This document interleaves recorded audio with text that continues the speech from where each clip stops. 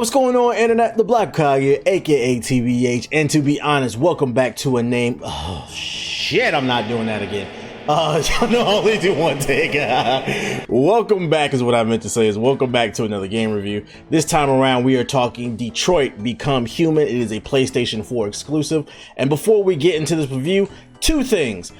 There will be slight spoilers in this video, nothing that's gonna ruin the game, but because this game is so story driven, I do have to say some things that'll give some things away, but it's nothing crazy that's gonna spoil anything, just slight little details because it's so story driven. And then also, if you're unfamiliar with Detroit Become Human's gameplay, just know that I did a full let's play walkthrough, whatever you want to call it, on my Twitch channel. I uploaded it to my second channel at youtube.com/blackhokage. You probably haven't heard of it because I kind of soft launched it. I've been very quiet about promoting it because I only want people who really want to support me to be over there. All right, let's talk Detroit Become Human. All right, so this is a purely story driven game. Think of like the Telltale games, or think of that game Heavy Rain, or there was another one that came out like last year or the year before that. I don't remember the name of it, but think of those along those lines. It is a story driven game where it's all about the choices that you make, and the choices that you make affect the storyline. What's dope about Detroit Become Human is it takes place in, of course, Detroit in the United States. It's in the future, and in the future androids are taking over, quote unquote. They're taking all their jobs.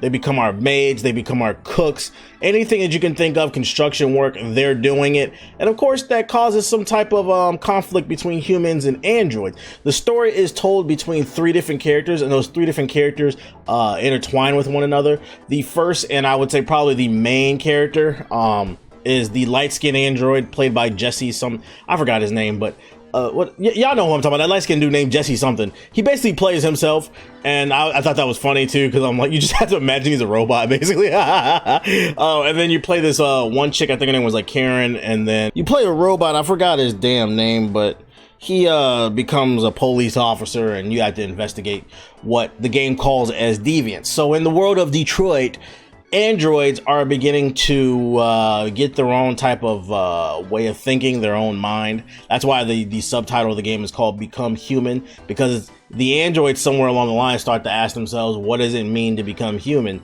To be human, I mean, because they look like humans. They don't really act like them because they're the robots, but they can do what humans can do, but better.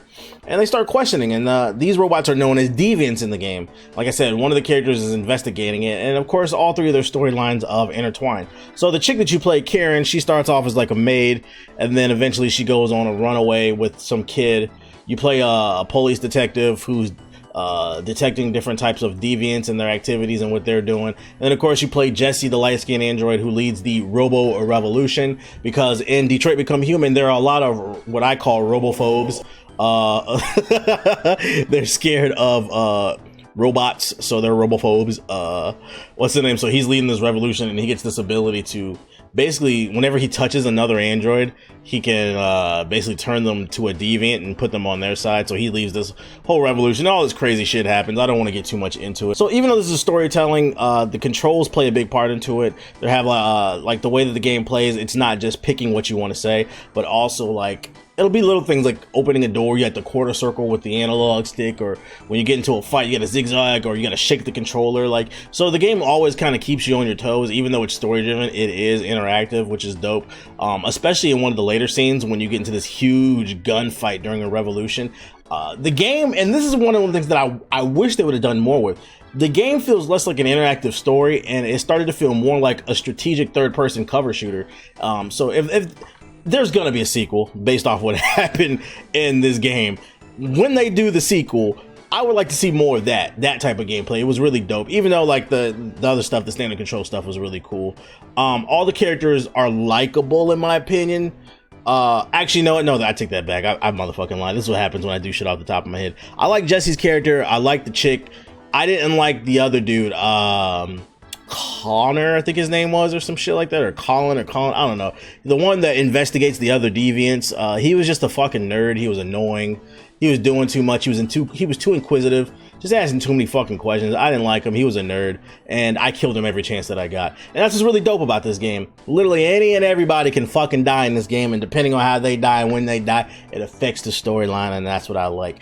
There is a massive number of choices in this game, which warrants a lot of replayability. Not just because I mean, they have the standard, you can play as the good android or you can play as the bad android. So like the Mass Effect, you know, Paragon Renegade, they have that standard type of stuff right there, decisions, but then they have everything in between, the gray areas too. And what's really dope is every time that you finish, the game is told through like kind of like episodic content. There's like a new, and like the story kind of, so let's say you do a story with Jesse's character, the next episode might be with like Connor's or whatever. So it does like these really like 10 to 20 minute episodes. And what's dope is at the end of every episode, it shows you all the decisions that you made, and then like a branching tree of all the decisions that you could have made or all the decisions that you missed. And there were times where like I hit almost everything, and then there were times where like I only did like 5% of like the 200 different decisions that you could have made. I'm like, damn, where was all that? So because there's so many gray areas, because this game is not black and white, there's a lot of really dope things that you can pick and choose and do in this game, and it really affects the storyline. One negative that I did have about this game is some of the characters and like some of the narrative is very shallow.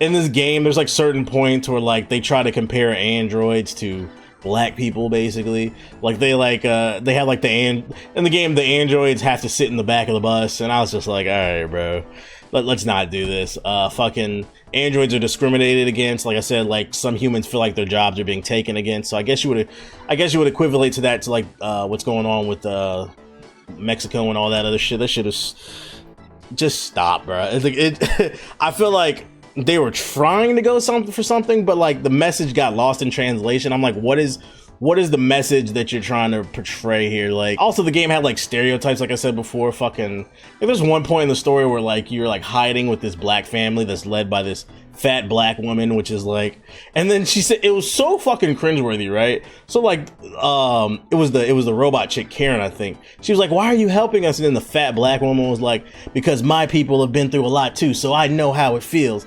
I'm like, really? That's another example of like trying to equate the black experience to being a fucking robot. And once again, it had no real message to it. It was just corny, it was tacky. Just stick to the fucking storyline. If you're not gonna put a real message in there, that's my one negative about it. But other than that, the game had a lot of replayability. For the most part, the characters were likable, and there's a lot of really dope action scenes and just storylines in this game. This is one of my favorite games that I ever streamed on Twitch. The audience was really into this one. So if you get a chance if you're a Twitch streamer, definitely stream this one. Every time I watch a playthrough, people are really into this. I wish I had more to say, but like I said, it's a story-driven game, so it's kind of hard to talk about without spoiling anything. So other than that, I would say my final verdict on Detroit Become Human is definitely pick it up. I think it's worth $60, but if you're not comfortable paying the $60, I say wait till the price drops, get it for 30 or 40 bucks, but don't skip it. This is a really dope game with a really dope storyline that I think is worth everybody's time. And for what I've seen, everybody really seems to enjoy the game. So for what it is, so I definitely say check it out. And once again, if you guys want to see some gameplay, you want to see more of what I'm talking about, you want to see what it's like, I did a full playthrough over on my second channel. You might have not heard of it. I soft launched it a couple weeks ago at youtube.com/BlackHokagePlays. I did the full playthrough. I will leave a link to the playlist in the description box below if you guys want to watch my full playthrough. Other than that, if you guys enjoyed the video, please leave a like on it, comment in the comment section below if you played the game, what you think, and I will see you guys on the next review. Peace. Hey, thanks for watching my video. If you're new here, hit the subscribe button and tap the bell icon so you'll never miss another video. Also, consider pledging my Patreon. It helps keep the lights on. There's a link in the description box below. Peace.